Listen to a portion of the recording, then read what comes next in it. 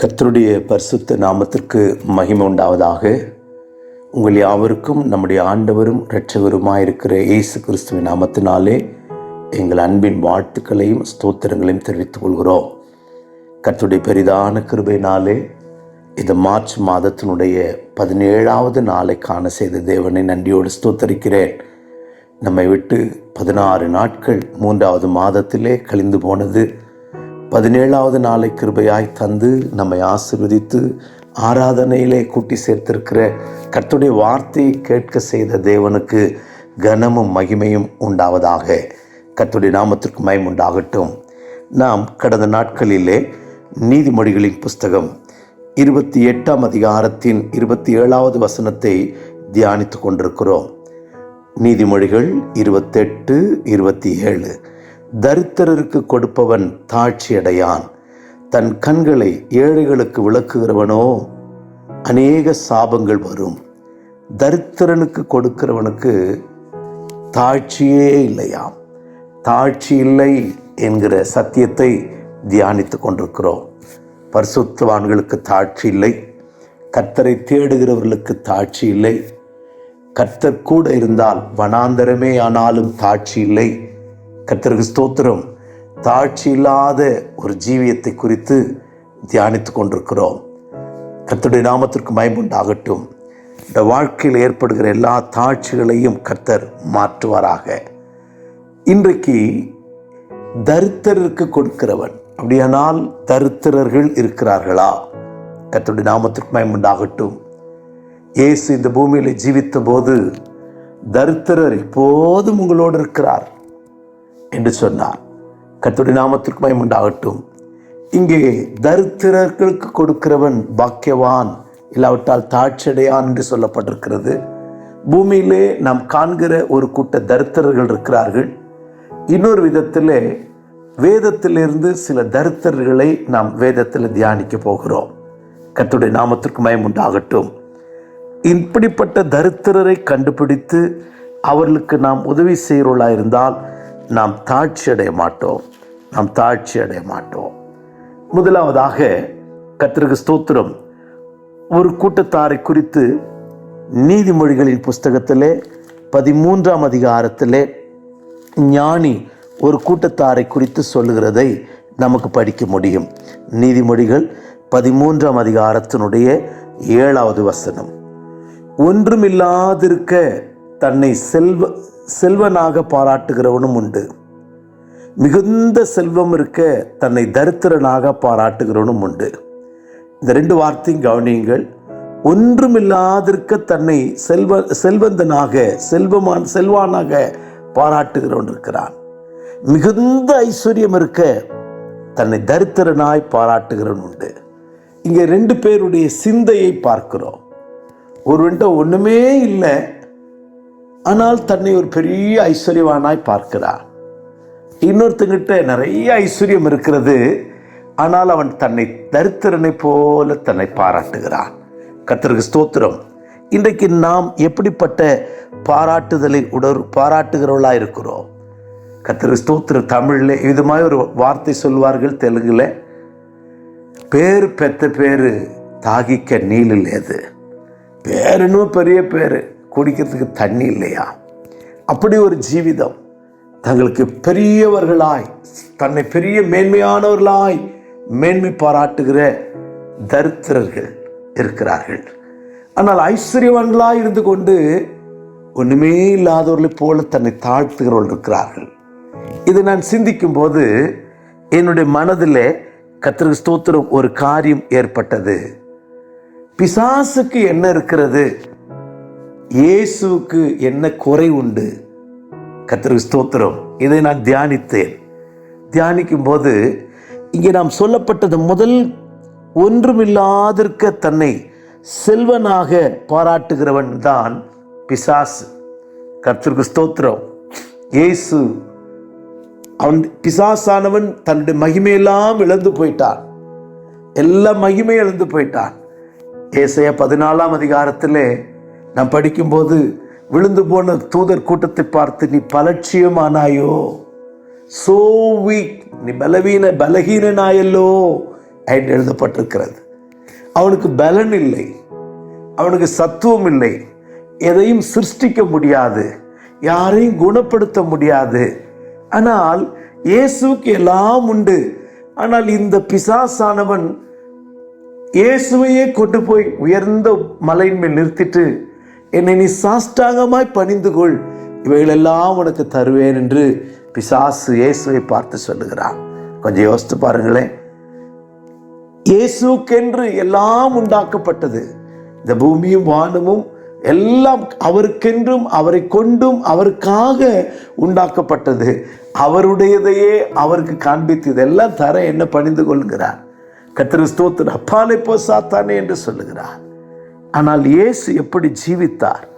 தன்னை ஒரு தரித்திரனாக ஜீவித்தார், தன்னை ஒரு ஏழையாக காண்பித்தார். அதனாலதான் 2 கொரிந்தியர் 8ஆம் அதிகாரத்திலே நாம் படிக்கும்போது கர்த்தருக்கு ஸ்தோத்திரம், அங்கே அப்போஸ்தலனாகிய பவுல் இயேசுனுடைய தாழ்மையை, தரித்திரத்தை குறித்து இவ்விதமாக எழுதுகிறார்.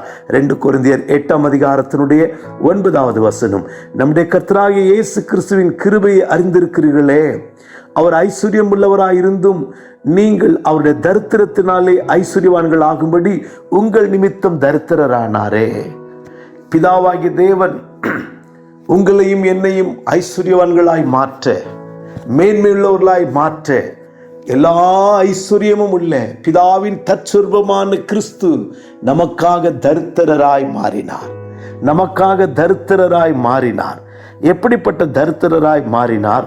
கர்த்தருக்கு ஸ்தோத்திரம். இயேசு கிறிஸ்து இந்த பூமியிலே ஜீவிக்கும் போது ஒரு மனுஷன் ஓடி வந்து கேட்கிறான், ஆண்டவரே, நீர் எங்கே தங்கி இருக்கிறீர்? நீர் எனக்கு சொல்லும். அப்பொழுது இயேசு சொன்ன வார்த்தை மத்தேயு 8ஆம் அதிகாரம் 20வது வசனத்திலே நாம் படிக்கும்போது, மத்தேயு 8:20 கர்த்தருக்கு ஸ்தோத்திரம், அப்பொழுது வேதபாரகன் ஒருவன் வந்து, போதகரே, நீர் எங்கே போனாலும் பின்பற்றி வருவேன் என்றான். இயேசு, நரிக்கு குழி உண்டு, ஆகாயத்து பறவைக்கு கூடு உண்டு, மனுஷகுமாரனுக்கோ தலை சாய்க்க இடமில்லை என்றார். அப்படியானால் இந்த பூமியிலே பிதாவினால் அனுப்பப்பட்ட இயேசு, கர்த்தருக்கு ஸ்தோத்திரம், அவருடைய நாம் ஐஸ்வர்யவான்களாகும்படி தன்னை தரித்திரனாய் மேன்மை பாராட்டின இயேசு, கர்த்தருக்கு ஸ்தோத்திரம், ஒன்றுமில்லாதிருந்தும் தன் ஐஸ்வர்யவனாக செல்வனாக நினைக்கிறவனும் எல்லாம் சகல ஐஸ்வர்யங்கள் இருந்தும் தன்னை தரித்திரனாய் பாராட்டின இயேசு, இந்த பூமியில் அவருக்கு தலை சாய்க்க இடமில்லை. நரிக்கு குழி உண்டு, ஆகாயத்து பறவைக்கு கூடு உண்டு, மனுஷகுமாரனுக்கோ தலை சாய்க்க இடமில்லை. அதோடு மாத்திரமல்ல, கர்த்தருக்கு ஸ்தோத்திரம், அவருக்கு ஊழியம் செய்வதற்கு வாகனம் இல்லை, சொந்த வாகனம் இல்லை. மத்தேயு 21ஆம் அதிகாரம் 2ஆம் 3ஆம் வசனத்தில் படிக்கும்போது இயேசு சீஷர்கள் 2 பேரை அனுப்புகிறார். இருக்கிற கிராமத்துக்கு போங்கள், கட்டப்பட்டிருக்கிற கழுதை அவிழ்த்து கொண்டு வாருங்கள், இது ஆண்டவருக்கு வேண்டும். கர்த்தருக்கு ஸ்தோத்திரம். இன்றைக்கு தேவன் என்னை ஐஸ்வர்யவானாக்கி இருக்கிறார் என்று ஜனங்கள் தங்களுடைய கார்களையும் தங்களுடைய வீடுகளையும் பங்களாக்களையும் காண்பிக்கும் போது, தலைவராயிருக்கிற இயேசுவோ அவருக்கு பிரயாணம் பண்ண வாகனம் இல்லை, அவருக்கு ஒரு சொந்த வாகனம் இல்லை. தன்னை தரித்திரனாய் மாற்றினார், பாராட்டினார். அதோடு மாத்திரமல்ல, லூக்கா 5ஆம் அதிகாரம் 3வது வசனத்தை நீங்கள் படித்து பார்ப்பீர்களானால், அந்த மீனவர்கள் மீனை பிடித்து படவை கரையில தள்ளி வலையை அலசி கொண்டிருக்கிறார்கள். இயேசு ஒரு படவில் ஏறினார், கொஞ்சம் ஆழத்துல தள்ள சொன்னார். இயேசு பிரசங்கம் பண்ணுவதற்கு பேதுருவின் படகை பயன்படுத்தினார். கர்த்தருக்கு ஸ்தோத்திரம். ஒரு பிரசங்க பீடம் கூட இயேசுக்கு சொந்தமாய் கிடைக்கவில்லை. இயேசு இந்த பூமியில ஒன்றுமில்லாதவராய், தரித்திரராய் இந்த பூமியிலே தன்னை தாழ்த்தினார். மத்தேயு 17ஆம் அதிகாரத்தை 27ஆம் வசனத்தை படித்து பாருங்கள். வரி பணம் செலுத்த பணம் இல்லை, வரி பணம் செலுத்த 17 பணம் இல்லை. பேதுருவை பார்த்து, நீ தூண்டில் எடுத்துக்கொண்டு போய் ஒரு தூண்டில போடு, அதுல முதல்ல அகப்படுகிற மீனிட வாயை திறந்து பார், அதிலே உனக்கும் எனக்கும் சேர்த்து வரி பணத்தை செலுத்து. கர்த்தருடைய நாமத்திற்கு மகிமை உண்டாகட்டும். எத்தனை தரித்திரராய் தன்னை பாராட்டினார். கர்த்தருக்கு ஸ்தோத்திரம். மத்தேயு சுவிசேஷம் 26ஆம் அதிகாரத்திலே 17-18 வசனத்தை நீங்கள் வாசித்து பாருங்கள். பஸ்காவை ஆசரிக்க ஆசையா இயேசு இருந்தார். நான் பஸ்காவை புசிக்க ஆசையா இருக்கிறேன். அப்பொழுது சீஷர்கள் கேட்டார், எங்கே பஸ்காவை ஆயத்தம் பண்ணுவது? நகரத்துக்கு நடுவில் போங்கள், ஒருவன் அரைக்குடத்தை சுமந்து கொண்டு வருவான். ஆண்டவருக்கு பஸ்காவை ஆயத்தம் பண்ண வேண்டும். அவன் மேல் வீட்டை காண்பிப்பான்.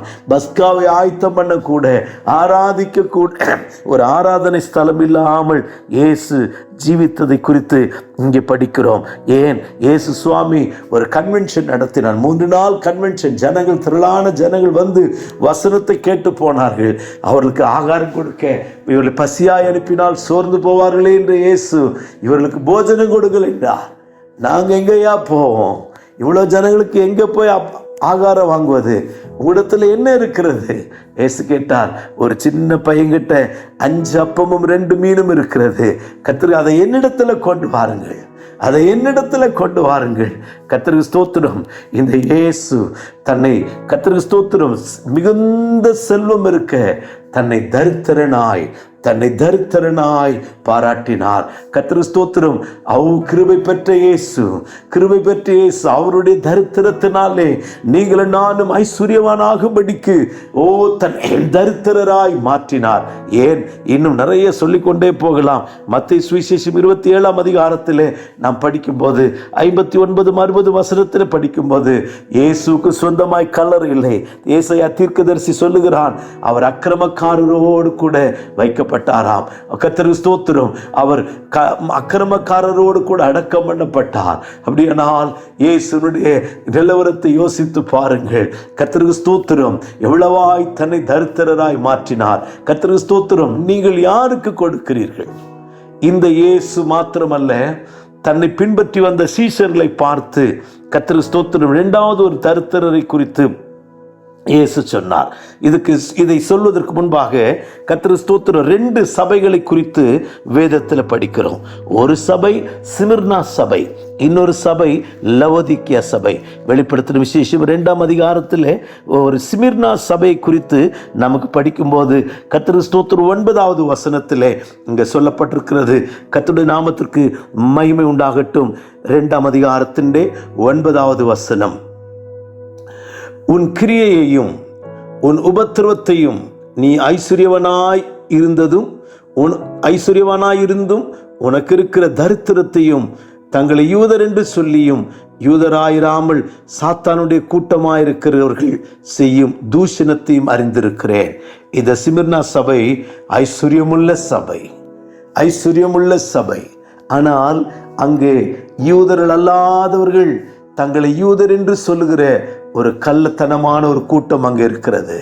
ஆனால் இந்த ஊழியத்தின் நிமித்தம் இவர்கள் தரித்திரப்பட்டு இருக்கிறார்கள். இந்த சபை பார்த்து சொல்லுகிற, சிமிர்னா சபையே, நீ ஐஸ்வர்யவானாயிருந்தும் உனக்கு இருக்கிற தரித்திரத்தை நான் அறிந்திருக்கிறேன்.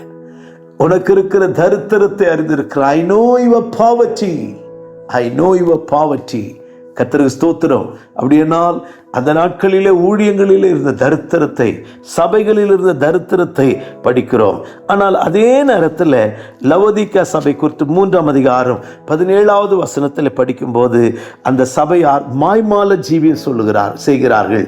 நீ நிர்பாக்கியம் உள்ளவனும் பரிதபிக்கப்படத்தக்கவனும் தரித்திரனும் குருடனும் நிர்வாணியுமாயிருக்கிறது அறியாமல் நான் ஐஸ்வர்யவான் என்றும் திரவிய சம்மன் என்றும் எனக்கு ஒரு குறைவும் இல்லை என்று சொல்லுகிறபடியால் அங்கே மாய்மால ஜீவியம். எங்களுக்கு எல்லாம் இருக்கு. கர்த்தருக்கு ஸ்தோத்திரம். இன்றைக்கு மெய்யான தரித்திரமுள்ள ஒரு கூட்டம் பூமியிலே சிமிர்னா சபையை போல கர்த்தருடைய ஊழியத்தின் நிமித்தம் கர்த்தருக்காக தங்களை தரித்திரப்படுத்தி ஜீவிக்கிற, எளிமையாய் ஜீவிக்கிற ஒரு பெரிய கூட்டம் கர்த்தருக்கென்று மறைந்திருக்கிறார்கள். ஆனால் இன்னொரு கூட்டம் கடன் வாங்கி, கர்த்தருக்கு ஸ்தோத்திரம், லோன் வாங்கி, கர்த்தருக்கு ஸ்தோத்திரம் தங்களை பந்தாவாய் காண்பிக்கிற லவோதிக்கியா சபை போல ஒரு கூட்டம். அவர்கள் தரித்திரரும் குருடரும் நிர்வாணிகளுமாயிருக்கிறதை அறியாமல் நாங்கள் திரவிய சம்பந்தர் என்று சொல்லி தங்களை மேன்மையுள்ளவர்களை போல காண்பிக்கிறார்கள்.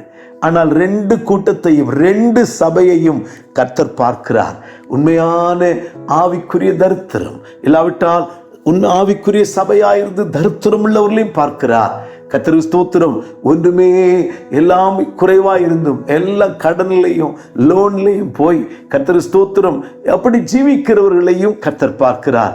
2 பேருக்கும் பிரதிபலன் வேறையா? பிரதிபலன் வேறு. ஊழியத்து நிமித்தம் எல்லாவற்றையும் இழந்தவர்களுடைய பிரதிபலன் வேறு. 3வது கர்த்தருக்கு ஸ்தோத்திரம். 2வதாக இன்னொரு கூட்டத்தாரை சொல்லுகிறேன். சீஷர்களை பார்த்து இயேசு சுவாமி சொன்னார். லூக்கா 6ஆம் அதிகாரத்திலே நாம் படிக்கும்போது, லூக்கா சுவிசேஷம் 6ஆம் அதிகாரம் 20வது வசனத்திலே, தரித்திரராகிய நீங்கள் பாக்கியவான்கள், கர்த்தருக்கு ஸ்தோத்திரம், பரலோக ராஜ்யம் உங்களுடையது என்று சொல்லுகிறார். அப்பொழுது அவர் தம்முடைய சீஷர்களை நோக்கி பார்த்து, தரித்திரராகிய நீங்கள் பாக்கியவான்கள், தேவனுடைய ராஜ்யம் உங்களுடையது என்று சொன்னார். இந்த சீஷர்கள் யார்? கர்த்தருக்கு ஸ்தோத்திரம். இந்த சீஷர்களுக்கு இயேசு சுவாமி கொடுத்த 3 பெரிய டிகிரி இருக்கு. Bishop, reverend, right reverend, left reverend அப்படிலாம் இல்லை. தரித்திரராகிய நீங்கள் பாக்கியவான்கள், பாலகராகிய நீங்கள் பாக்கியவான்கள், மிகவும் சிறியவராகிய நீங்கள் பாக்கியவான்கள். இதுதான் கர்த்தர் தம்மை பின்பற்றுகிற எல்லாவற்றையும் விட்டு பின்பற்றி வந்த தம்முடைய சீஷர்களுக்கு தேவன் கொடுத்த பெரிய பட்டம். கர்த்தருக்கு ஸ்தோத்திரம். இன்றைக்கு என்னெல்லாமோ பட்டங்களை வாங்கிக்கிடுறாங்க. வாழ்த்துக்கள், இன்னும் வளரட்டும். ஆனால் இயேசு தம்முடைய சீஷர்களுக்கு அளித்த இந்த பட்டம் என்னவென்றால், தரித்திரராகி நீங்கள் பாக்கியவான்கள். கர்த்தருக்கு ஸ்தோத்திரம். ஏன் இந்த தரித்திரம்? பரலோக ராஜ்யத்தின் நிமித்தம், சுவிசேஷத்தின் நிமித்தம் இவர்கள் தரித்திரராய் மாறி போனார்கள். கர்த்தருடைய நாமத்திற்கு மகிமை உண்டாகட்டும். பேதுருக்கு ஒரு நல்ல படகு இருந்தது, நல்ல வலை இருந்தது, நல்ல இன்கம் சோர்ஸ் இருந்தது. எல்லாத்தையும் விட்டுட்டு இயேசுவை பின்பற்றி வருகிறான். அவனுக்கு ஒரு நாள் ஒரு கேள்வி வருகிறது, எல்லாவற்றையும் விட்டுட்டு உம்மை பின்பற்றி வந்தோமே, எங்களுக்கு என்ன தருவீர்? அப்படின்னால் கர்த்தருக்கு ஸ்தோத்திரம். ஊழியக்காரன் எப்படிப்பட்டவனாய் இருக்கணும்? அழைக்கப்பட்டவனாய், அனுப்பப்பட்டவனாய், வேறு பிரிக்கப்பட்டவனாய், தண்டில் சேவகம் செய்கிற எவனுக்கும் கர்த்தருக்கு ஸ்தோத்திரம் சேவகம் எழுதி கொண்டவனுக்கு ஏற்றவனாய் இருக்கும்படி பிழைப்புக்கு அடுத்த அலுவலிலே சிக்கி கொள்ளாதவனாய், இவன் தான் சீஷன், இவன் தான் அழைக்கப்பட்டவன். இந்த சீஷர்களை பார்த்து இன்னும் கொஞ்சம் கடுமையாய் இயேசு சுவாமி நடத்துகிறார். எப்படி நடத்துகிறார் தெரியுமா? மத்தேயு 10ஆம் அதிகாரத்திலும் லூக்கா 9ஆம் அதிகாரத்தில் படிக்கும்போது கர்த்தருக்கு ஸ்தோத்திரம் அவங்களுக்கு ஒரு ட்ரைனிங் கொடுக்கிறார். என்ன ட்ரைனிங்னா ரொம்ப கடினமாக தான் இருக்குது. கர்த்தருக்கு ஸ்தோத்திரம். முதலாவது லூக்கா 9ஆம் அதிகாரம் 3வது வசனத்தை வாசிக்கிறேன்.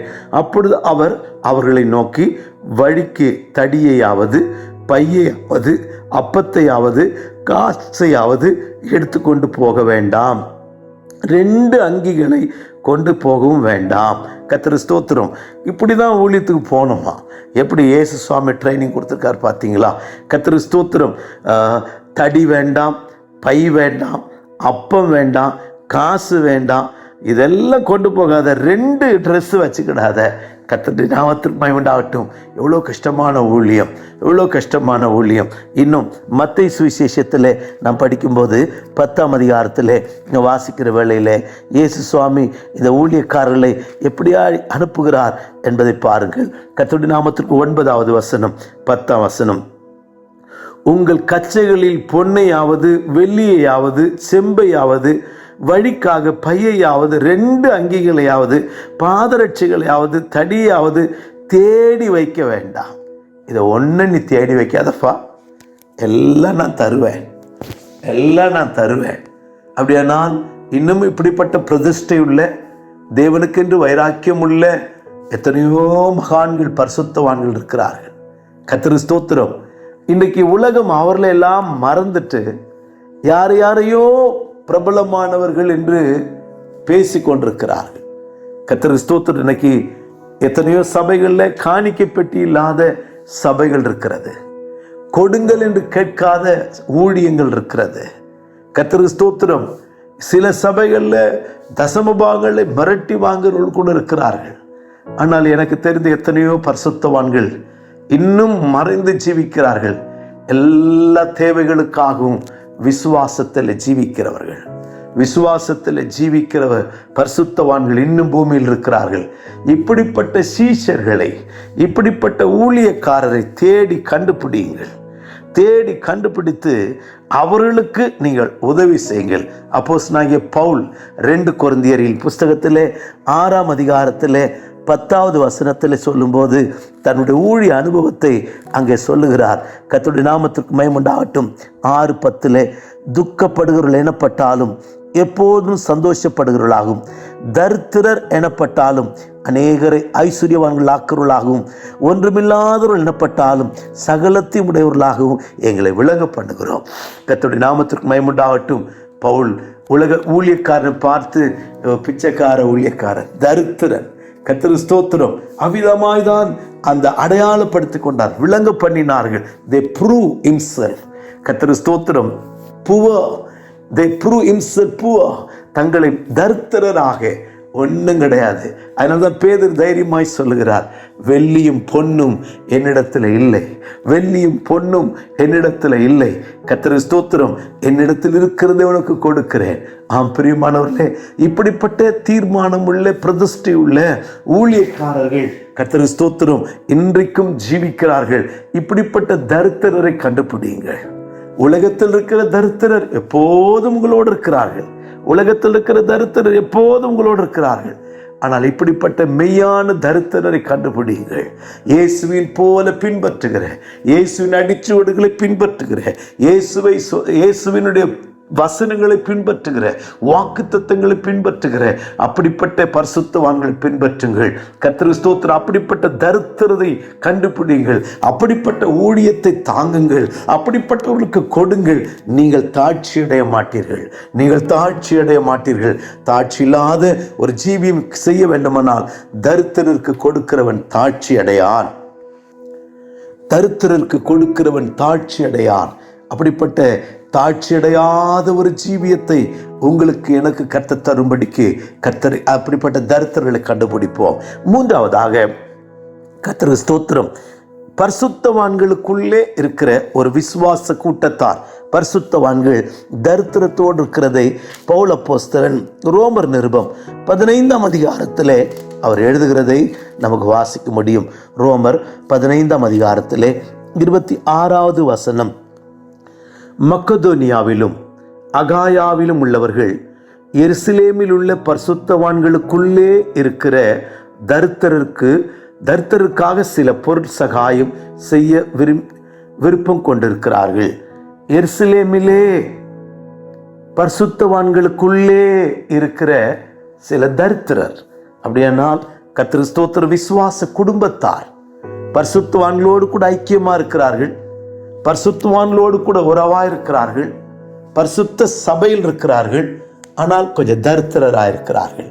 இதை தான் கலாத்தியருக்கு பவுல் எழுதும்போது விசுவாச குடும்பத்தாருக்கு, விசேஷமாய் விசுவாச குடும்பத்தாருக்கு நன்மை செய்ய கடவோம் என்று எழுதுகிறார். அப்படியானால் நம்முடைய விசுவாசிகள் அநேகர் இன்னும் கர்த்தருக்கு ஸ்தோத்திரம் தேவை உள்ளவர்களாக இருக்கிறார்கள்.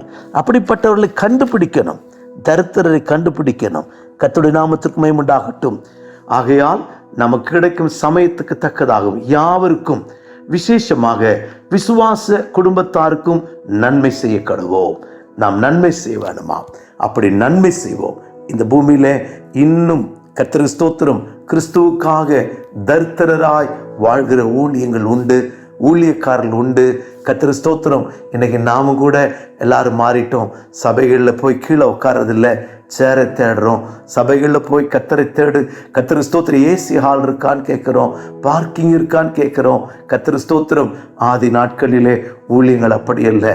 கர்த்தரை நோக்கி மண் தரையில் உட்கார்ந்து கர்த்தருக்கு ஸ்தோத்திரம் ஆராதித்த நாட்கள், அன்றைக்கு இருந்த வல்லமைகள் இன்றைக்கு பூமியில இல்லை.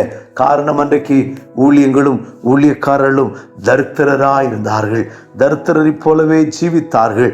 அவர்களோடு கூட கர்த்தர் இருந்தார், வல்லமை வெளிப்பட்டது. ஆம் பிரியமானவர்களே, இயேசுவை போல பிரதிஷ்டை உள்ள ஊழியக்காரர்கள் இருக்கிறாங்க.